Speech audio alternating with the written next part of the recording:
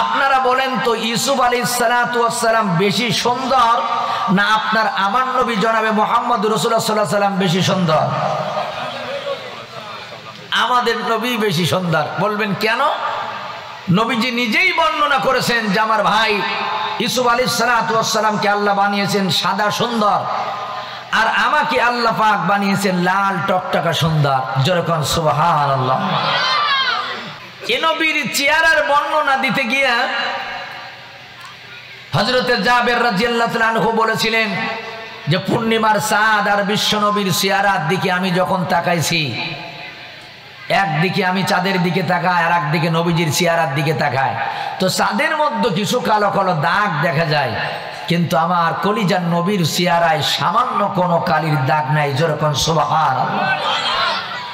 উনি বললেন ইয়া রাসূলুল্লাহ, আমার কাছে আসমানের চাঁদের চেয়ে আমার বিশ্ব নবীর চেহারাটাই বেশি সুন্দর। সুবহানাল্লাহ। এক বর্ণনার মধ্যে আছে আবু বকর সিদ্দিক রাদিয়াল্লাহু তাআলা আনহু অবাক হয়ে বলেছিলেন ইয়া রাসূলুল্লাহ হাবিবাল্লাহ, এত সুন্দর চেহারা আপনার, সেই চেহারাটা কেমন যেন বিরুদ্ধ মানুষের মতো দেখা যায়, চুলও পাকা, কিছু দাড়িও পাকা, অল্প বয়সে কেমন যেন আপনাকে বৃদ্ধ মানুষের মতো লাগে, আমি তো ব্যাপারটা বুঝলাম না। নবীজি ডেকে বললেন আবু বকর রে, যা দেখেছো আসলে সত্য দেখেছো, মিথ্যা দেখো নাই। আল্লাহ রাব্বুল আলামিন 114টা সূরা সম্বলিত মহাগ্রন্থ আল কোরআনুল কারীম নাজিল করেছেন আমার পরে। 109টা সূরা আমার টেনশনে ফলাইতে পারে নাই, আমার কোন দুশ্চিন্তা 109টা সূরা করাইতে পারে নাই। আবু বকর রে, এই কোরআনে এমন 5খানা সূরা আমার আল্লাহ পাক নাজিল করেছেন, ওই 5টা সূরা আল্লাহ পাক আমার কাছে নাজিল করার পরে আমি দুশ্চিন্তায় এই 5টা সূরা আমার চুল দাড়ি গোলা পাকায়া বৃদ্ধ বানায় ফেলেছে। আল্লাহু আকবার। নবীজি কয়খানা সূরার কথা বললেন? 5খানা। কয় 5খানা সূরা আমার চুল দাড়ি পাকায় একবারে বৃদ্ধ বানায় ফেলেছে। অথচ তাম পৃথিবীর সবচেয়ে সুন্দর চেহারাওয়ালা মানুষ আপনার আমার নবী। হযরতে আবু বকর সিদ্দিক রাদিয়াল্লাহু তাআলা আনহু ডেকে বলেন ইয়া রাসূলুল্লাহ, কোন সেই 5খানা সূরা হুজুর জানতে চাই? নবীজি বললেন 1 নম্বরে হলো সূরাতুল হুদ, 2 নম্বরে হলো সূরাতুল ওয়াকিয়া, 3 নম্বরে হলো সূরাতুল মুরসালাত, 4 নম্বরে হলো সূরাতুত তাকবীর, আর 5ম নম্বর হলো সূরাতুন নাবা। সকলে বলেন 5ম নাম্বার কি? সূরাতুন নাবা। নবীজি বলেন এই 5টা সূরা আমারে টেনশনে ফেলায়া অল্প বয়সে চুলদাড়ি পাকাই ফেলেছে। এ প্রত্যেককার মুসলমানেরা, জীবনে এত ওয়াজ আমরা শুনলাম, খাজা বাবা, গাজা বাবা, পাগলা বাবা, ন্যাংটা বাবা, সলেমান বাবা, কত বাবার ওয়াজ নসিহত শুনলাম, কিসসা কাহিনী শুনলাম। আজকের দিনে আমরা আলোচনা শুনতে চাই এই 5টা সূরার ভিতরে কি আছে। টেনশনে নবীজির চুল দাঁড়িয়ে পেকে গেছে। আপনারা বলেন তো, মুসলিম হিসাবে আমাদের জানার দরকার আছে না নাই? আর জোরে বলেন আছে না নাই? তাহলে একটা তাকবীর দেন, লিল্লাহি তাকবীর। আল কোরআনের আলো ঘরে ঘরে না, একটু সংসদে জ্বালাইতে হবে। কোথায়? আল কোরআনের আলো সংসদে জ্বালো, লিল্লাহি তাকবীর। বন্ধুগণ, তো এই 5টি সূরা নিয়ে আমরা আলোচনা করতে চাই। আরেকবার বলেন, কয়টা সূরা নবীজি চুল দাড়ি পাকাইছে টেনশনে? 5টা। একটি সূরা হলো কোরআনুল কারীমের 78 নম্বর সূরা। সূরাটার নাম হলো সূরাতুন নাবা। 30 নম্বর পারার 1ম নাম্বার সাবা। এই সূরার ভিতরে আয়াত সংখ্যা হলো 40টা। জোরে বলুন কয়টা? আর নাবা শব্দের অর্থ হলো মহাসংবাদ অথবা তাজা খবর। মুসলমান বন্ধুরা আমার, এই সূরা নাবার ভিতরে আল্লাহ রাব্বুল আলামিন এমন মহা সংবাদ দিয়েছেন, এমন এমন তাজা তাজা সংবাদ আল্লাহ পাক আমাদেরকে দিয়েছেন, হয়তো আমরা কোরআন বুকে নেই, চুমা খাই, ইমাম সাহেবের প্রশংসা করি, কত সুন্দর লাহান হুজুর তেলাওয়াত করে, কিন্তু যদি কোনোদিন এই সূরাটার ভিতরে আমরা ঢুকতাম, এই সূরার অর্থ শুনতাম, বিশ্বাস করেন আমাদের অবস্থাও আল্লাহর নবীর মতো হওয়া উচিত ছিল। জোরে জোরে বলুন কথা ঠিক কিনা? অত এই দুনিয়ার মায়ায় পড়ে, অত এই দুনিয়ার মায়ায় পড়ে করছ কত বাহানা, এই যে নয় তোর আসল বাড়ি, কবর যে তোর আসল ঠিকানা। ঠিক কিনা? তাহলে এই সূরার আমরা একটু ভিতরে যাই। যেমন আমরা যদি 21 নম্বর আয়াতে কারিমা দেখি, কত নাম্বার? আল্লাহ রাব্বুল আলামিন দিকে বললেন, ইন্না জাহান্নামা কানাত মিরসাদা। জোরে কোন আল্লাহু আকবার। নিশ্চয়ই জাহান্নামটা হলো গোপন ফাঁদ। জাহান্নামকে আল্লাহ পাক গোপন ফাঁদ বলেছেন। আপনারা বলেন এ কি মোল্লার কথা না আল্লাহর কথা? জাহান্নাম হলো গোপন ফাঁদ। এই পৃথিবীর জমিনে অনেকগুলো গোপন ফাঁদ আছে। মাছগুলো ধরার জন্য গোপন ফাঁদ আছে, পশু পাখি ধরার জন্য যেমন গোপন ফাঁদ আছে, জীবজন্তু ধরার জন্য যেমন গোপন ফাঁদ আছে, মানুষ ধরে রাখার একটা গোপন ফাঁদ ছিল আয়না ঘর। জোরে বলেন কি ঘর?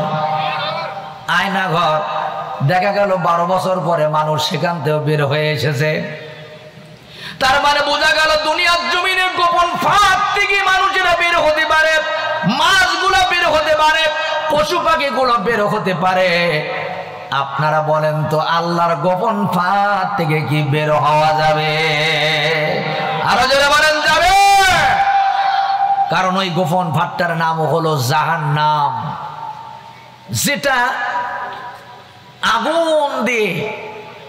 আগুন দিয়ে সাজানো থাকবে। তবে ওই আমেরিকার ক্যালিফোর্নিয়ায় যে দাবানল চলতেছে, ক্ষমতাদার সরকার ব্যর্থ হয়ে গেছেন ওই দাবানলের কাছে। এমন কোন দমকল বাহিনী, ফায়ার সার্ভিসের সাহস নাই যে ওই দাবানলকে নিভাই দিবে। এই গজব কার? আর জোরে বলেন কার পক্ষ থেকে?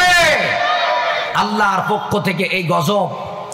আমার বন্ধুগণ, যে আগুন নিউ মার্কেটটাকে জ্বালিয়ে শেষ করে দিয়েছিল, বঙ্গবাজারটাকে একবারে পুড়িয়ে শেষ করে দিয়েছিল, এটা কিন্তু জাহান্নামের 70 ভাগের 1 ভাগ। জোরে বলেন কত ভাগ? নবীজি বলেন জাহান্নামের আগুনকে 70টা ভাগ করা হবে। 70 ভাগের 1 ভাগ আগুন হলো দুনিয়াতে তোমরা যেটা দেখো। এখন 69 ভাগ আগুন অপেক্ষা করতেছে আমাদের জন্য। বন্ধুরা আমার, শুধু তাই নয়, আল্লাহ রাব্বুল আলামিন ফেরেশতাদেরকে বললেন, ফেরেশতারা এই জাহান্নামের আগুনকে 1000 বছর জ্বালাও। 1000 বছর জ্বালানো হলো। জাহান্নামের আগুনের রংটা হলো লাল। আল্লাহ পাক বললেন আর 1000 বছর জ্বালাও। 2000 বছর জ্বালানো হলো। জাহান্নামের আগুনের রংটা হলো দুধের মতো সাদা। বলুন তো কিসের মতো? দুধের মতো সাদা। আল্লাহ পাক বলে এইটা দিয়ে হবে না, আর 1000 বছর জ্বালাও। 3000 বছর যখন জাহান্নামের আগুনকে জ্বালানো হলো, ওই জাহান্নামের আগুনের রংটা হলো আমাবস্যার মতো কালো। তাহলে আপনারা বলেন তো জাহান্নাম ওই গোপন ফাঁদের আগুনের রংটা কেমন হবে? যদি বলেন কেমন হবে? কালো রং, যেটা অনুমান করা যাবে না, দেখা যাবে না। আল্লামা সানাউল্লাহ পানিপতি রাহমাতুল্লাহ আলাইহি ওনার তাফসীরের কিতাবের মধ্যে লিখে, এ পৃথিবীর মানুষেরা শুনে নাও, জাহান্নামের 1 ফোঁটা আগুন, কয় ফোঁটা?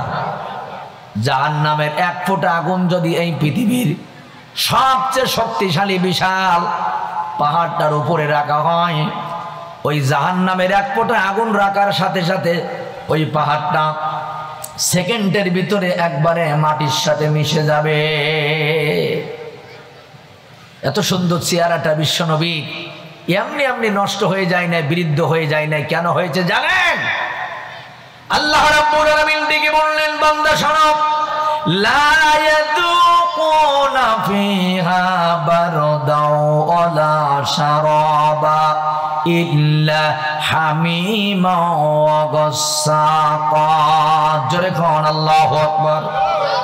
শুনে নাও, ওখানে ঠান্ডা বাতাস পাওয়া যাবে না, ওখানে পানি পাওয়া যাবে না, ইল্লা হামিমা ওয়া গাসসাকা। ওখানে ফুটান্ত গরম পানি আর পুষ রক্ত, এগুলো তোমাদেরকে খেতে দেওয়া হবে। আমার বন্ধুগণ, আল্লাহ রাব্বুল আলামিন ওই গোপন ফাঁদের ভিতরে আমাদেরকে রেখে যেটা খাওয়াবেন, এটা কি দুনিয়ার কোনো বিরিয়ানি হবে? দুনিয়ার কোনো পোলোয়া হবে না, ফুটান্ত গরম পানি আর পুষ রক্ত। বলবেন কেন খেতে দিবে? দুনিয়াতে আল্লাহ পাক আমাদেরকে দুইটা জিনিস দিয়েছিল, একটা হলো হালাল আর একটা হলো হারাম। বান্দা, তুমি হারামের কাছে যাইও না, হালালটা খাও, আর আমি আল্লাহর ইবাদত করো। ওই খাওয়ার কোনো হিসাব আমি তোমাদের কাছ থেকে নেব না।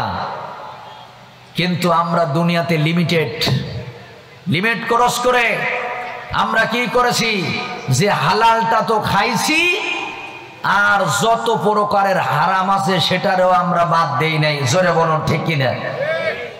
কিছু মানুষ মসজিদের বাজেট খাইছে, মাদ্রাসার বাজেট খাইছে, কবরস্থানের বাজেট খাইছে, একটা বাথরুমের বাজেট ছিল তাও আল্লাহর বান্দা ছাড়ে নাই। কিসের বাজেট বলেন তো? বাথরুমের বাজেটও খাইছে। ওই ব্রিজের রড গুলো খেয়ে খেয়ে বাসার কুঞ্চি দিয়ে ব্রিজ বানাই দিয়েছে। একজনের বয়স্ক ভাতার টাকা ওটাই খাইছে, বিধবা ভাতার টাকা খাইছে। শুধু তাই না, এই জনগণের গরিব মানুষের কষ্ট করা হাজার হাজার কোটি টাকা সম্পদের পাহাড় বানিয়েছে অবৈধভাবে। জোরে বলুন, এই প্রমাণ আমার বাংলাদেশে আছে না? না। শোনেন, দুনিয়াতে আমরা যেটা খাইছি, আমি এর আগেও বলেছি, যখন আপনি হালাল বলতে যাবেন আপনার মুখ বন্ধ করা লাগবে না। হালাল, জান্নাতের দরজাগুলো আপনার জন্য খোলা থাকবে। কারণ হালাল বলতে গেলে যেমন বন্ধ হয় না, আপনার ওঠা বসা, চলাফেরা, খাওয়া দাওয়া, ঘর সংসার, রাষ্ট্রীয় সমাজ, পার্লামেন্ট, সব জায়গায় যদি হালাল হয়, আল্লাহ জান্নাতের দরজাও তোমার জন্য খোলা থাকবে। আর আমরা যখন বলতে যাব হারাম, হারাম বলতে গেলে মুখ কি খোলা থাকে না বন্ধ থাকে? কথা বলেন, মুখ বন্ধ থাকে। সুতরাং আমাদের ওঠা বসা, চলাফেরা, খাওয়া দাওয়া, ঘর সংসার, সব কিছু যখন হারামের সাথে পরিচালনা হয়েছে, আমার বন্ধুগণ, তখনই আমাদের জন্য আল্লাহ জান্নাতের দরজা এমনিতেই বন্ধ হয়ে গেছে। কারণ আমাদের সম্পর্ক ছিল কিসের সাথে? হারামের সাথে। কত টাকা করছো কামাই, এত টাকা রাখবা কোথায়? কাপনের তো পকেটে নাই। পকেট আছে? হালাল হারাম না মানি যা। কত টাকা করছো কামাই, এত টাকা রাখবা কোথায়? কাপনের তো পকেটে নাই। টাকা পয়সা লইয়া কি কেউ কবরে গেছে? টাকা পয়সা লইয়া কি কেউ কবরে গেছে? কি জবাব দিবি রে তুই আল্লাহর কাছে? ওরে মানুষ হইছ বেহুশ দুনিয়ার পিছে, ওরে মানুষ হইছ বেহুশ দুনিয়ার পিছে, কি জবাব দিবি রে তুই আল্লাহর কাছে? জোরে বলুন ঠিক কিনা? আপনাদের কষ্ট হচ্ছে? তাহলে নবীজি 5টা সূরার কথা বলেছেন যা আমাকে টেনশনে চুলদাড়ি পাকাই ফেলেছে। এর ভিতরে একটার আলোচনা চলতেছে, সূরাতুন নাবা। এই সূরা 40 নম্বর আয়াতে কারিমাটা আমরা একটু পড়ি। আল্লাহ রাব্বুল আলামিন ডেকে বললেন, ইন্না আনযারনাকুম আযাবান করিবা ইয়াওমা ইয়াযুরুল মার'উ মা قدمت يداه ويقول الكافر يا ليتني كنت ترابا। আল্লাহু আকবার। আল্লাহ পাক বললেন, তোমাদেরকে নিকটবর্তীতে আযাবের আমি খবর দিলাম। এই যে দুইখানা হাত, আমাদের এই হাত দিয়া কি করেছে সব আমরা দেখতে পাবো কিয়ামতের ময়দানে। সেদিন আমাদের শরীর আমাদের বিপক্ষে কথা বলবে। আমাদের চোখ, আমাদের হাত, আমাদের পা, আমাদের জিহ্বা এমনকি শরীরের চামড়া সব কিছু সেদিন আমাদের বিরুদ্ধে নালিশ করবে, কথা বলবে। আমরা আমার বন্ধুগণ সব কিছু সেদিন বুঝতে পারবো যে দুনিয়াতে সব আমার আমার করেছি, কিন্তু আসলে হাতও আমার নিজের না। আমাদের চিন্তা ছিল পেটটা নিয়ে কিভাবে খাওয়া যায়। বাংলাদেশে আমরা কিন্তু অনেক কিছু খাইছি ভাই। বাড়িতে খাই অন্ন পানীয়, পিঠে খাই ঘুষ, আড্ডাতে খাই মাদক দ্রব্য, দোকানে খাই জোশ, বউয়ের কাছে খাই বকা ঝকা, মিটিংয়ে খাই বলি, চলতে খাই গাড়ি চাপা আর মিছিলে খাই গুলি। ভালো মন্দ যাহা কিছু আমরা সবাই খাই, একটু হালাল হারাম বাঁচতে হবে, নইলে উপায় নাই। তাফসীর খুলে দেখি মুফাসসিরিনে কিরাম বলেন কিয়ামতের ময়দানে আল্লাহ মানুষ আর জিনের বিচার করার আগে জীব জন্তুর বিচার দিয়া শুরু করবে। আপনারা যারা জানেন না, প্রথমে মানুষ আর জিনের বিচার আগে হবে না। তাফসীরকারকেরা বলেন এখানে জীব জন্তুর বিচার আগে হবে যারা জুলুম করেছে। আল্লাহ রাব্বুল আলামিন একটা শিং ভাঙা গরুকে ডেকে বলবেন, এ শিং ভাঙা গরু, দুনিয়াতে আমি তোরে শিং দেই নাই, তোর সাজাতি আর একটা গরুকে ধারালো শিং দিয়েছিলাম, লম্বা শিং দিয়েছিলাম, ও তোর উপরে জুলুম করেছে, তুই মাজলুম বলে কয়টা আঘাত করেছিল, কয় ফোঁটা রক্ত তোর শরীর থেকে বের করেছিল। আমি আল্লাহ এখন ওই শিং ভাঙা গরুর শিং লম্বা করে দেব, আর ওই শিংওয়ালার শিংটা আমি কেড়ে নেব। আমি আল্লাহর সামনে তোর মানে কি আঘাতের প্রতিশোধ তুই নিয়ে নিবি।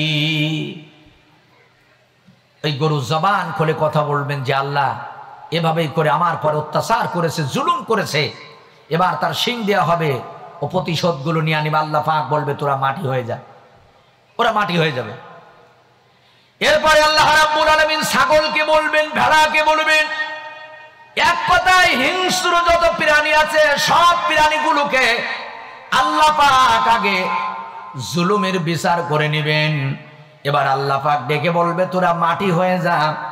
এই দৃশ্য দেখার পরে কাফের বেঈমান গুলা, নাস্তিক মুরতাদ গুলা, ওরা আফসোস করবে, ওয়ায়াকুলুল কাফিরু ইয়া লাইতানি কুনতু তুরাবা। ওই কাফের গুলো বলবে আমরাও যদি মাটি হতে পারতাম তাহলে আমাদেরও বিচার করা লাগতো। কারণ ওরা তো জানে যে দুনিয়াতে যে পরিমাণ অপরাধ আমরা করেছি, যে পরিমাণ অন্যায় আমাদের জীবনে করেছি, এখন যদি না পালাই, জনগণ যদি আমারে পায়, পাখির মতো টেনে ছিঁড়ে ফেলবে। জোরে বলুন, কথা ঠিক কিনা? মনে না থাকলে মনে করে দিচ্ছি, তুমি যখন কোরমা পোলাও খাইয়া এসি রুমের ভিতরে 3 লক্ষ টাকার পালঙ্গে রাত্রিবেলা আরাম করে ঘুমায় থাকতে, ঠিক ওই রাত্রিতে ইসলামী আন্দোলন করার কারণে, ইমানের পথে বলিয়ান থাকার কারণে অনেক আল্লাহর বান্দা পুলিশের ভয়ে লোকের বাড়িতে কবরস্থানে গিয়া ঘুমাইতো। কথা বলা লাগবে, ঠিক কিনা? তোমার ঘুমটা হতো এসি রুমে পালঙ্গর পরে, অনেক আল্লাহর বান্দার ঘুমটা হতো লোকের বারান্দায় কবরস্থানে। তুমি যখন স্ত্রী নিয়ে, গার্লফ্রেন্ড নিয়ে মন্টু সাহেবের বাগান বাড়ি ঘুরতে গেছ, পদ্মা সেতু দেখতে গেছ, এই যশোর জেলার কেশবপুরের প্রস্তাব করার অনেক মায়ের সন্তানেরা মিথ্যা মামলা খায়া ওই যশোরের জামিন নেওয়ার জন্য সারাটা দিন উকিলের পিছনে এতিমের মতো ঘুর করে ঘুরে বেড়াইছে, মৎখরের জামিন হয়েছে, সন্ত্রাসী ডাকাত, এরপরে মার্ডার কেসের আসামির জামিন হয়েছে। তুমি আল্লাহর পথে অবিচাল থাকার কারণে তোমার জামিন সেদিন দেওয়া হয় না। আর একটু মনে করে দিচ্ছি, ঈদুল আজহার দিন প্রত্যেকটা বাড়ির থেকে যখন কোরমা পোলার ঘিরান বের হতো, শিরনির ঘিরান বের হতো, যে মানুষটাকে মিথ্যা মামলায় জেলখানায় রাখা হয়েছিল ঈদের দিন, ওই বাড়ির থেকে ও জনম দক্ষিণী মা চোখ থেকে ঝরঝর করে পানি বের হতো, ওর স্ত্রীর চোখ থেকে পানি বের হতো। তোমার বাচ্চাদের জন্য 20,000 টাকার মার্কেট, ওর একটা বাচ্চা ছিল, বাড়িতে এসে বলতো মা, সব বাচ্চারা নতুন জামা গায়ে দেয়, আমার আব্বু কি আমাদের একটা নতুন জামা কিনে দিবে না? মাজননী তখন মিথ্যা সান্ত্বনা দিয়ে বলতো, বাজান, যার বাবা ইসলামী আন্দোলনের কর্মী হয়, আল্লাহর পথে অবিচাল থাকে, শীষে ডালা পিরাচিরির মতো বাতিলের কাছে মাথা নত করে না, তাদের সন্তানদের গায়ে নতুন জামা দিতে হবে না। তোর আব্বু যদি কোনোদিন বাড়িতে আসে সেই দিন তোরেও নতুন জামা কিনে দিবে। আর এখন কিছু লোক বলে মানুষকে মানুষের এইভাবে মারে, কারোর ঘর দরজা এইভাবে পোড়ায়। কথা বলেন, এরকম আছে কিনা? কথা বলা লাগবে। আমার মুসলমান ভাইরা মনোযোগ দেন। তুমি যে অপরাধগুলো করেছো, অন্যায়গুলো করেছো, মানুষের উপরে জুলুম করেছো, আল্লাহ পাক তোমাকে মনে করে দিবেন। ইন্নামাস সাবিলু আলাল্লাযিনা ইয়াজলিমুনান নাস। আল্লাহ পাক বলবে, আমি ১৫০০ বছর আগে তোরে একটা মেসেজ দিয়েছিলাম, মনে করে দিয়েছিলাম, মানুষ হয়ে যদি মানুষের উপরে জুলুম করো, আমি আল্লাহ কিয়ামতের ময়দানে বাদী হয়ে তোর বিরুদ্ধে মামলা করব। এবারই কার? এটা হলো আল্লাহর বাণী। মুসলমান বন্ধুরা আমার, তবে জুলুম এই শব্দটা কিন্তু ১ বছর না। আমরা মনে করি শুধু নেতারা জুলুম করে, না, চেয়ারম্যান মেম্বারে জুলুম করে শুধু তাই না, প্রধানমন্ত্রী জুলুম করে শুধু তাই না। আবার আল্লাহ পাক কোরআনুল কারীমের ভিতরে অনেক বড় বড় জালেমের পরিচয় দিয়েছেন। বন্ধুরা আমার, জুলুম শুধুমাত্র কোন নেতারা করে না, জুলুম আমরাও করি। আল্লাহু আকবার বলবেন, হুজুর কেমন করে? কোরআনের ভিতরে আল্লাহ বড় বড় জালেমের পরিচয় দিয়েছেন, একটু মনোযোগ দেন। যেমন ধরুন, আমি বক্তা, আমার জন্য আল্লাহ পাক একখানা আয়াত বলছেন কোরআনুল কারীমের সূরা বাকারার 140 নম্বর আয়াত। জোরে বলেন, কত নম্বর? আল্লাহ রাব্বুল আলামিন ডেকে বললেন, ওয়ামান আযলামু মিম্মান কাতামা শাহাদাতান ইনদাহু মিনাল্লাহ ওয়ামাল্লাহু বিগাফিলিন আম্মা তা'মালুন। আল্লাহ পাক বলেছে, ওদের মতো বড় জালেম আর কে আছে, কে হতে পারে, যারা সত্যকে গোপন করেছে। আল্লাহর পক্ষ থেকে যে সাক্ষ্য এসেছে এটা সে জানে, সত্য সে জানে, কিন্তু সে গোপন করেছে। জুমার দিন তুমি একজন ইমাম, তোমার মুসল্লিরা কিছু জিনা করেছিল বলে তুমি জিনার ওয়াজ করতে ভয় পেয়েছ। মসজিদের ভিতরে কিছু জালেম ছিল বলে তুমি জুলুমের ওয়াজ করতে ভয় পেয়েছ। তুমি সুদ করেছিল বলে সুদের ওয়াজ করতে ভয় পেয়েছ। এই বাংলাদেশে শ্রোতা, স্টেজ, মাইক, বক্তা, এটা সবাই হয় না, সবাইকে আল্লাহ তাআলা এই ইজ্জত দেয় না। এখন তুমি মাইক পাইয়া, শ্রোতা পাইয়া যদি মাটির তলার ওয়াজ করো আর আকাশের আসমানের উপরে ওয়াজ করো, আল্লাহ পাক বলে তুমি হলে ১ নম্বরের সবচেয়ে বড় জালেম। কি হবে? আলেম হয়ে ইমাম সাজে সমাজেতে পারো যদি সত্য কথা উচ্চ স্বরে না বলিতে, ঠিক কিনা বলেন? কি হবে? আলেম হয়ে ইমাম সাজে সমাজেতে পারো যদি সত্য কথা উচ্চ স্বরে না বলিতে। চাকরির ভাই করো যদি ছেড়ে দাও না গদি, চাকরির ভাই করো যদি ছেড়ে দাও না গদি। কিভাবে আল্লাহকে ধোঁকা দিয়ে, কিভাবে বেঁচে থেকে অজাতা বিদ্যা শিখে যদি না গড়তে পারো শোষণবিহীন সমাজটাকে, জোরে কোন ঠিক কিনা? এজন্য আল্লামা সাঈদী একটা কথা বলতেন, বিড়ালের মতো ৫০০ বছর বেঁচে থাকতে চাই না, বিড়ালের মতো ৫০০ বছর বেঁচে থাকতে চাই না, সিংহের মতো ১ ঘন্টা বেঁচে থাকতে চাই। হাসতে হাসতে জীবন দিতে হবে। রাষ্ট্রপতির কাছে জীবন ভিক্ষা চাওয়া যাবে না। জীবন ভিক্ষার মালিক কে? আরো জোরে বলেন কে? আমার বন্ধুগণ, তাহলে বুঝতে হবে শুধুমাত্র জালেম তারা নয়, বড় জালেমের পরিচয় আল্লাহ পাক দিয়েছেন। আরো একটা বড় জালেমের পরিচয় নেন। আল্লাহ রাব্বুল আলামিন কোরআনুল কারীমের ৩২ নম্বর সূরা, সূরাটার নাম হলো সূরাতুস সাজদা, আয়াত নাম্বার ২২। জোরে বলেন, কত নম্বর আয়াত? আল্লাহ পাক বড় জালেমের একটা পরিচয় দিয়েছেন। আল্লাহ রাব্বুল আলামিন ডেকে বললেন, ওয়ামান আযলামু মিম্মান যাক্কারা বিআয়াতি রাব্বি সুম্মা আ'রাদা আনহা ইন্না মিনাল মুজরিমিনা মুতাকিমুন। ওদের মতো বড় জালেম আর কে আছে, যারা আল্লাহর নাজিলকৃত কোরআন আল্লাহর বাণীর থেকে ওয়াজ হচ্ছে, তাফসীর হচ্ছে, বয়ান হচ্ছে, অথচ তারা ভুরুক্ষেপ করে না, এর থেকে মুখটা ফিরায় নেয়। আল্লাহ রাব্বুল আলামিন বললেন ওরাই হলো সবচেয়ে বড় জালেম। এইবার আপনারা বলেন, এই মাইকের আওয়াজ, এ বিশাল প্যান্ডেল, বিশাল আয়োজন আজকে যেভাবে হয়েছে, এই আওয়াজ যত দূর যাচ্ছে, রাস্তাঘাটে, দোকানপাটে, আমি বাড়িতে বাদ দিলাম, যাদের কানে যাচ্ছে, যদি সে মুসলমানের বাচ্চা হয়ে থাকে, প্রত্যেকটা মোমেন মুসলমান যদি এই ময়দানে এসে বসতো, আপনারা বলেন তো এই প্যান্ডেলে জায়গা যা করা আছে এখানে কি জায়গা দেওয়া যেত? আরো জোরে বলেন। কিন্তু এটা যদি মাইকেলের মেলা হতো,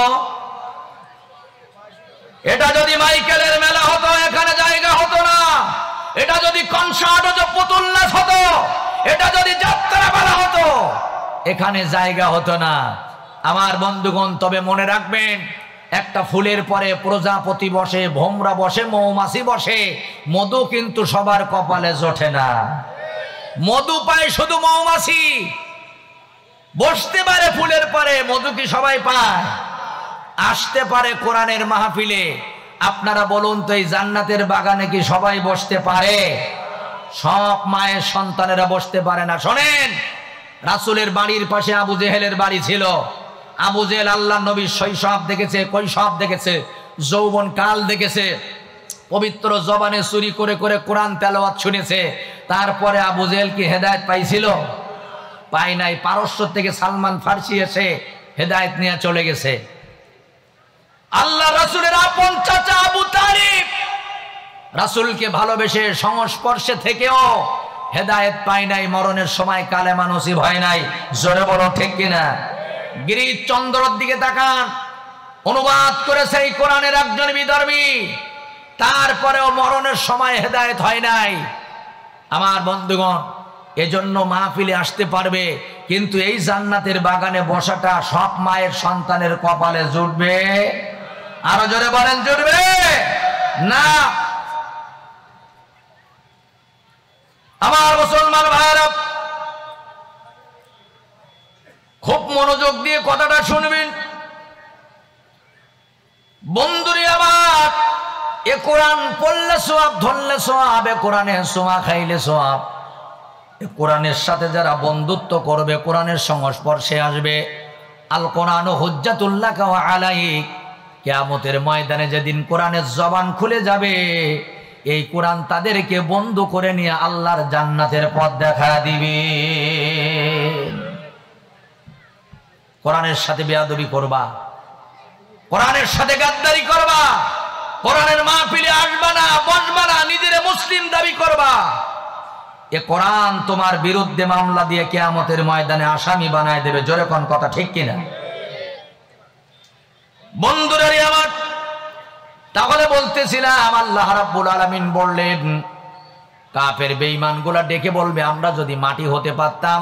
আল্লাহ পাক বলবেন না না, মাটি হওয়া যাবে না। কারণ নবীজি বলেছেন, যদি কেউ মানুষে মানুষের পরে জুলুম করে, দুইটা পাপের শাস্তি আল্লাহ আখিরাতেও দিবে, দুনিয়াতে দিবে। তার ভিতরে একটা হলো যারা আত্মীয়তার সম্পর্ক ছিন্ন করে, আর একটা হলো যারা মানুষ হয়ে মানুষের পরে জুলুম করে। আমি কিছু জুলুমের কথা বলি। কিছু সন্তান মা বাবার পরে জুলুম করে, মা বাবা সন্তানের পরে জুলুম করে, ইমাম মুসল্লিদের পরে জুলুম করে, মুসল্লিরা ইমামের পরে জুলুম করে, নেতা জনগণের পরে জুলুম করে, জনগণ নেতার পরে জুলুম করে। আবার দেখা গেল স্বামী স্ত্রীর পরে, স্ত্রী স্বামীর পরে, এইভাবে জুলুম আছে। আবার এই বান্দারা আল্লাহর সাথে জুলুম করে। এক কথায়, কারোর অধিকার কেউ যদি কেড়ে নেয়, যার অধিকার তার কাছে না দেওয়া, যার অধিকার তারে না দিয়ে তার কাছ থেকে কেড়ে নেওয়া, এটার নাম হলো জুলুম। এটার নাম কি? এটার নাম জুলুম। এই দেখেন, 5ই আগস্টের পরে কিছু মানুষ 8 রাকাত নামাজ পড়ছে, শুকরিয়া নামাজ। আমি একজনকে জিজ্ঞাসা করলাম, ভাই তুমি এত নামাজ পড়তেছো কেন? কয় হুজুর, ভোট কেন্দ্রে গিয়া ভোট দিতে পারতাম না, তাড়াই বের করে দিত। এইবার মনে হয় অন্তত নিজের পছন্দের মানুষটারে পাওয়া যাবে। কথা বলে ঠিক কিনা? ওরাও গান গাইছে, আল্লাহ তোমার দরবারেতে হাজার শুকরিয়া, আল্লাহ তোমার দরবারেতে হাজার শুকরিয়া, স্বৈরাচার পালাইছে হে দেশটা ছাড়িয়া, মানুষের মুখের হাসি আসলো ফিরিয়া। কোথায় মলিক, কোথায় কাদের কাকা, কোথায় গেল ওই জালিমের গরম গরম কথা? কোথায় মলিক, কোথায় কাদের কাকা, কোথায় গেল ওই জালিমের গরম গরম কথা? খেলা হবে, খেলা হবে, খেলা হবে বলে কাকাই গেল পালাইয়া। স্বৈরাচার পালাইছে হে দেশটা ছাড়িয়া, মানুষের মুখের হাসি আসলো ফিরিয়া, ঠিক কিনা? এজন্য আমার এখনো মনে আছে, আমার বাংলাদেশে একজন আলেম বলেছিল, আমাদের মৌলবাদী বলো না, মৌলবাদী মানে মূলবাদী। আমরা থাকি গাছের গোড়ায়, তোমরা থাকো গাছের আগায়। 12 কোটি মানুষ আস্তে করে যদি গাছের গোড়া নাড়া দেয়, দিল্লির মামু বাড়ি যাই পড়বা, কোন দেশে জায়গা হবে না মামু বাড়ি ছাড়া। মুসলমান বন্ধুরা আমার, এজন্য সাবধান, মানুষের পরে জুলুম করা যাবে না, অত্যাচার করা যাবে না, মানুষের চোখে পানি ঝরানো যাবে না।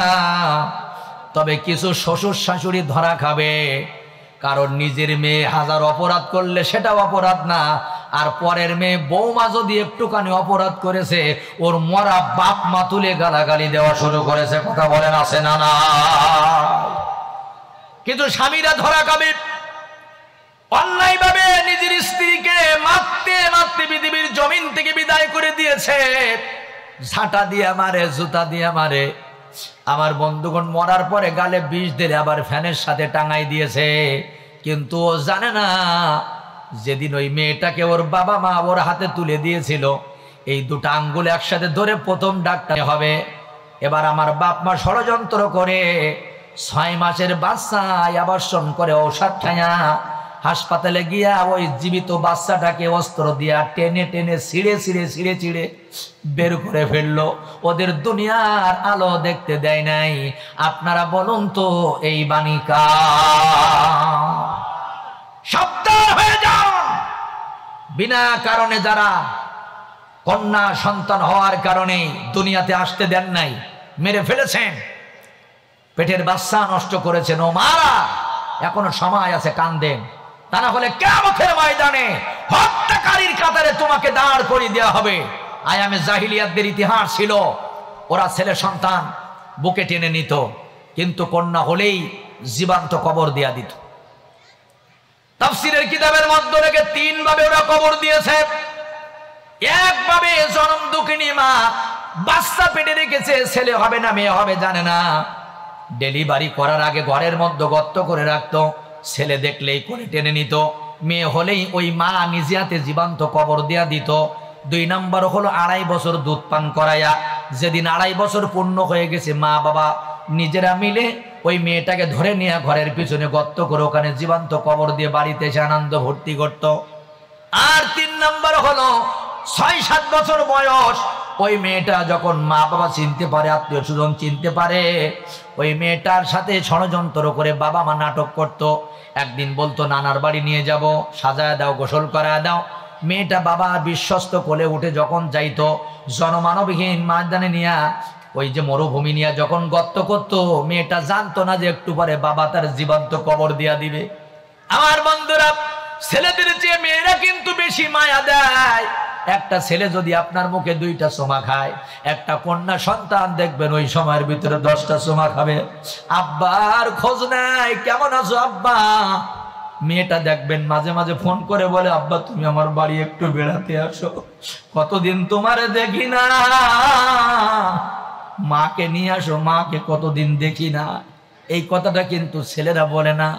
কেন জানেন? নবীজি বলেন, আল্লাহ পাক যার ভালো চায়, যার মঙ্গল চায়, সর্বপ্রথম তার ঘরে আল্লাহ কন্যা সন্তান দিয়া দেয়। একবার জোরে বলা যাবে কি সুবহানাল্লাহ? জীবন্ত কবর আমার বন্ধুগণ দেওয়ার জন্য গর্ত করা হতো। কিতাবে লিখছে, ওই মেয়েটা ওর বাবার গায়ে কোনো মাটি লেগে গেলে জামা দিয়ে পরিষ্কার করে বলতো, আমার আব্বুর অনেক কষ্ট হচ্ছে।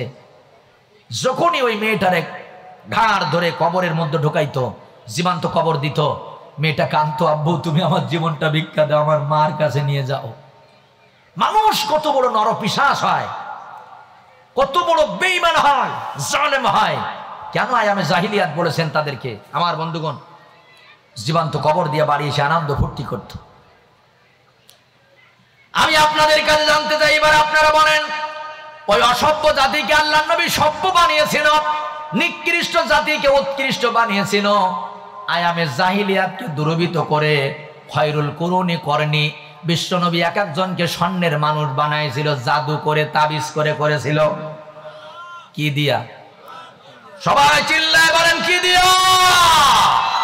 এই কোরআন দিয়া করেছিল। মনে রাখবেন, ডক্টর কামালের লেখা সংবিধানে কিয়ামত পর্যন্ত শান্তি প্রতিষ্ঠিত হবে না যতদিন পর্যন্ত আল্লাহর বাণী কোরআনের সংবিধান বাস্তবায়ন না হবে। মানুষের লেখা সংবিধান দিয়ে শান্তি প্রতিষ্ঠিত করা যায়? অশান্তির আগুনে দাও দাও করে জ্বলা লাগবে। উন্নয়নের জোয়ারে দেশ ভরে যাবে, রাষ্ট্র ভরে যাবে, অশান্তি দূর হবে। শান্তি পাবে সেদিন কোরআন সংসদে যাবে যেদিন। তাহলে আজকে পশ্চাৎকার মানুষ আপনাদেরকেই নিয়াত করতে হবে, অঙ্গীকার করতে হবে, আর কোন মমতাজকে আমরা সংসদের চেয়ারে বসতে দেব না। ওই সংসদের পবিত্র চেয়ারে আমরা আল্লামা মামুনুল হক সাহেবকে দেখতে চাই। ওই সংসদের পবিত্র চেয়ারে আমরা মিজানুর রহমান আজহারীকে দেখতে চাই। আমরা চরমনার পীর সাহেবের মতো মানুষদের দেখতে চাই। ঠিক না? আমার বন্ধুগণ, সেটা যে দলের হোক, জামাতের হোক, বিএনপির হোক, চরমনার হোক, হেফাজত ইসলাম হোক, খেলাফতে মজলিস হোক, সব দল থেকে শ্রেষ্ঠ মানুষগুলা যারা চুরি করবে না, ডাকাতি করবে না, যারা উন্নয়নের নামে হাজার হাজার কোটি টাকা অবৈধভাবে মালিক হয়ে বাংলাদেশ থেকে পাচার করবে না, যারা মানুষকে অন্যায়ভাবে মিথ্যা মামলা দিয়ে জেলখানায় বন্দী করে রাখবে না, জোরে বলো ঠিক কিনা? এ জাতীয় জালেমদের স্থান আর ওই সংসদে হবে না। ওখানে পবিত্র মানুষগুলা, সংসদের ভিতরে প্রিয় মানুষগুলাকে আমরা পাঠাতে চাই। জোরে কোন ঠিক কিনা? আপনারা কি একমত না দ্বিমত? ভাই জানেন আমার, তাহলে মনে রাখবেন, এই কোরআন চোর, চুট্টা, লুচ্চা, বদমাস যে যখনই কোরআনের কাছে আত্মসমর্পণ করেছে, কোরআন তাদেরকে স্বর্ণের মানুষ বানাই দিয়েছে। জোরে কোন সুবহানাল্লাহ। এই কোরআনের কাছে যারা এসেছে তারা এক একজন স্বর্ণের মানুষে পরিণত হয়ে গেছে। সুতরাং আজকে এখানে কোরআনের মাদ্রাসা, এরা কোন মায়ের সন্তান এটা করেছে আমি জানি না, তবে এদের সৌভাগ্য। আল্লাহু আকবার। আমার হিংসা হয়, কারণ যাদের নেতৃত্বে কোরআনের মাদ্রাসা হয়, যাদের জায়গার পরে কোরআনের মাদ্রাসা হয়, যারা এই মাদ্রাসাকে সাহায্য করে, যারা এই ছাত্রদেরকে সাহায্য করে, যারা নাকি আল্লাহু আকবার সর্বক্ষণ মাথার ভিতরে চিন্তা ফিকির নাই কিভাবে মাদ্রাসা আরো বড় হয়, কিভাবে এখানে ইলম শিক্ষা আরো সুন্দর হয়, এরকম চিন্তা চেতনা সংসদ ধর্ম হাট বাজারের ভিতর দিয়ে এরকম চিন্তা চেতনা তাদের ব্রেন্টে রাখে, কিয়ামতের ময়দানে কোরআন তাদেরকে বন্ধু বানাবে। আমার বন্ধুরা, কিন্তু আজকে আমরা অনেকেই মনে করেছি শুধু নামাজ আমার জান্নাতে নিয়ে যাবে, আর কিছু লাগবে না, খালি নামাজ নামাজ আর নামাজ, কিছু দরকার নেই। মসজিদ, মাদ্রাসা, আলেম ওলামা, রাষ্ট্র সমাজ কিছু দরকার নেই, 5 ওয়াক্ত নামাজ পড়বো, জান্নাতে চলে যাবো। কিছু মানুষ মনে করে শুধু জিকিরেই মনে আমার জান্নাতে পাঠাই দেবেন। কিছু মানুষ মনে করে না, আমি কিছু আল্লাহু আকবার সমাজের নেতৃত্ব দিচ্ছি, বিচার আচার করি, এইগুলো মনে হয় আমার জান্নাতে পাঠাই দিবে। আসলে বন্ধু, না না, একটা কথা শুনে না, এই কথাটা আমি আপনাদের বলি, কারণ কি জানেন, আল্লাহর নবী নিজেই বলেছেন, আল্লাহর নবী নিজেই বলেছেন। আর আমরা কি বলি? আমরা সব সময় উল্টো বলি যে ছেলেরা বাপ মার কেন খেদমত করে না। অবজেকশন আর অবজেকশন। এই ছেলে বেয়াদব, পিতামাতার খেদমত করে না, পিতামাতার দিকে মায়ের নজরে তাকায় না। কোথায় পাইছেন আপনি? মনে রাখবেন, সন্তান কোনো বাবা মার আগে খেদমত করবে না। কোন সন্তান বাবা মার আগে খেদমত করবে না। বাবা মাকে আগে সন্তানের খেদমত করতে হবে 3টা। জোরে বলুন কয়টা? এই ওয়াজ আজকে মনে রাখবেন, সন্তান বাবা মার আগে খেদমত করবে না, বাবা মা সন্তানের আগে খেদমত করবে। হ্যাঁ, বাবা মা আগে এসেছে, সন্তান আগে না। এক নাম্বার খেদমত হলো আয়াস্তানজিবা উম্মাহু, ভালো একটা সন্তান নেওয়ার জন্য তোমার ভালো একটা মা দিতে হবে। সবাই বলেন কি দিতে হবে? ভালো একটা মা দিতে হবে। স্কিন ডিভাইডেড পরা মা, প্লাজো পরা মা, গেঞ্জি গায়ে দিয়া মা, মোটর সাইকেলে দুই ঠাং দিয়ে দুলা ভাইরে জড়াই ধরা মা, ও মা কিন্তু ভালো মা না। ওর পেটে যেগুলো হবে ওগুলো হবে বারাক ওবামা, নরেন্দ্র মোদী। ওগুলো ভালো জাতের বাচ্চা হবে না। যে মহিলা রাস্তাঘাটে দোকানপাটে নিজের ইচ্ছা মতো উদুম হয়ে চলে, স্ত্রী মার্কেট করে, স্বামী এতিমের মতো পাশ পাশ ঘুরে বেড়ায়, মোবাইল সবসময়ের জন্য কাছে থাকে, কানে থাকে, ওই মায়ের পেটে যেগুলো বের হবে ওগুলো পরিমণি। ওই জাতের নাস্তিক ছাড়া ভালো জাতের বাচ্চা উপহার দিতে পারবে না। আয়াস্তানজিবা উম্মাহু, ভালো সন্তানের জন্য ভালো মা দাও। যে মা হাত মোজা পা মোজা পড়েছে, ঢাকনাওয়ালা বোরকা পড়েছে, যে মা পেটে বাচ্চা নিয়ে কোনোদিন রাস্তাঘাটে যায় নাই, যে মা পেটে বাচ্চা নিয়ে নামাজ পড়েছে, পেটে বাচ্চা নিয়ে কোরআন তেলাওয়াত করেছে, পেটে বাচ্চা নিয়ে আল্লাহর জিকির করেছে, স্বামীর সেবা করেছে, শ্বশুর শাশুড়ির সেবা করেছে, নামাজ পড়েছে, সিরিয়াল দেখে নাই, যে মা আল্লাহর ইবাদত করেছে, ওই মায়ের পেটে আব্দুল কাদের জিলানী হবে, ওই মায়ের পেটে শাহজালাল আমিন রহমাতুল্লাহ আলাইহি হবে, ওই মায়ের পেটে বাইজিদ বোস্তামির জন্ম হবে। জোরে বলেন ঠিক কিনা? ভালো মা। দুই নাম্বার হলো, এক নাম্বার হলো আয়াস্তানজিবা উম্মাহু, দুই নাম্বার হলো আইহসিনা ইসমাহু, সন্তানকে একটা ভালো নাম রাখতে হবে। জোরে বলেন কি নাম? সন্তানকে একটা ভালো নাম রাখতে হবে। ভালো নাম কিন্তু ভাই পল্টু না, বল্টু না। ভালো নাম কিন্তু বুলেট না, সংগ্রাম না। আমাদের সন্তানের নাম কি? বুলেট, সংগ্রাম, পল্টু, বল্টু এ জাতীয় আছে কিনা? রড, সিমেন্ট, এই জাতীয় সন্তান ভালো নাম আপনি রাখতে পারেন নাই।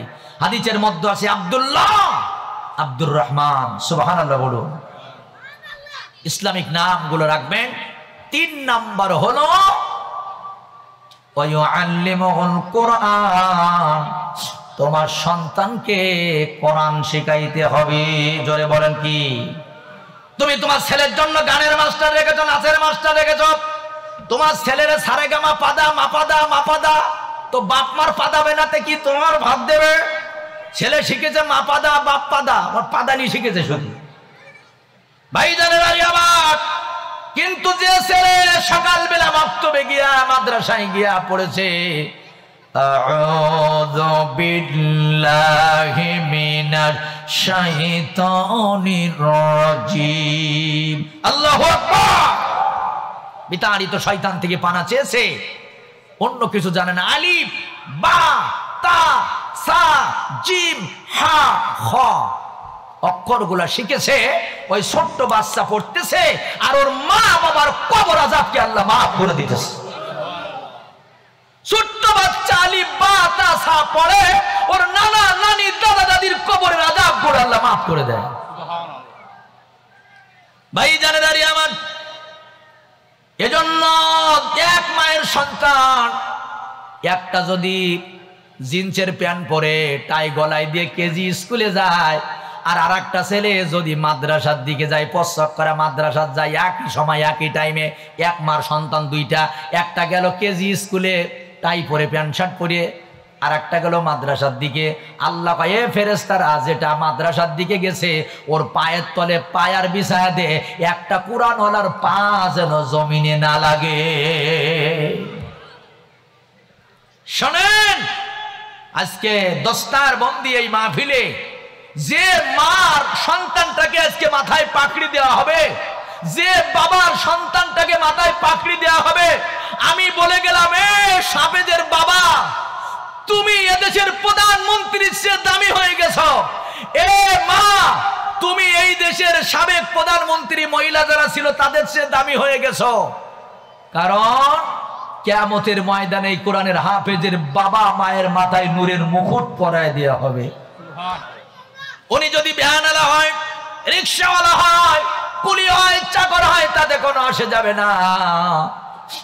ওই সন্তানের বাবা মার মাথায় নূরের মুকুট পরায় দেওয়া হবে। এমনও 10 জনকে জাহান্নামী, 10 জনকে জান্নাতে নিয়ে যাবে। যাদের উপরে জাহান্নাম ওয়াজিব, এমন 10 জনকে ওই ছাত্ররা আল্লাহর জান্নাতে নিয়ে যাবে। এ আল্লাহ, এই কোরআনের হাফেজ যেতে চায় না, একা একা কাকে চায়? কয় মাকে চায়, আনো। বাবাকে চায়, আনো। ওই এলাকার মুসল্লিদের চায়, আনো। যারা দান করেছে, সাহায্য করে যেদেরকে, আনো। আমার বন্ধুগণ, তাদেরকে নেওয়া হবে।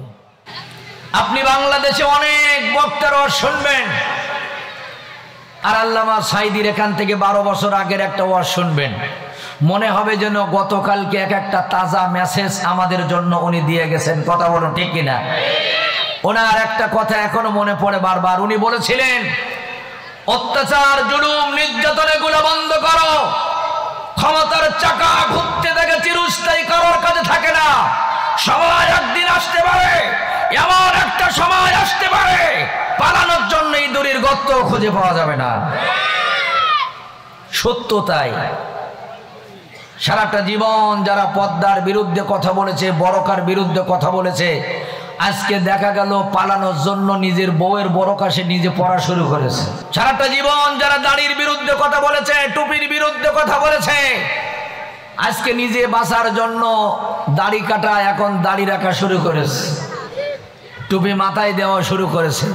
ওলামায়ে কেরাম বারবার করে আমাদেরকে একটা হুঁশিয়ার বাণী দিতেন, অত ইজ্জু মান তাশা ও অত যিল্লু মান তাশা।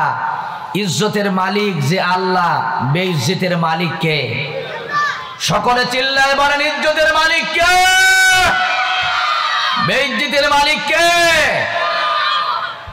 এমন একজন নবী আল্লাহ পাক এই পৃথিবীর জমিনে পাঠিয়েছিলেন, যেই নবীর চেহারা এত সুন্দর, এত চমৎকার। মিশরের কিছু মেয়েরা ওই নবীর চেহারা দেখে হাতের আপেল কাটতে পারে নাই, নিজের আঙ্গুল কেটে ফেলেছিল। বলুন তো সেই নবীর নাম কি? হযরতে ইউসুফ আলাইহিস সালাতু ওয়াস সালাম। আপনি নিজে নিজে একটু ওজন করেন, কত সুন্দর চেহারা আল্লাহ পাক তাকে দান করেছিলেন, কত হ্যান্ডসাম আর স্মার্ট, কত চমৎকার এই মানুষটা, এই নবী। তার চেহারা দেখে আপেলের দিকে আর মেয়েদের কোনো ধ্যান ছিল না, নিজের আঙ্গুল কেটে ফেলেছিল। আমার বন্ধুগণ,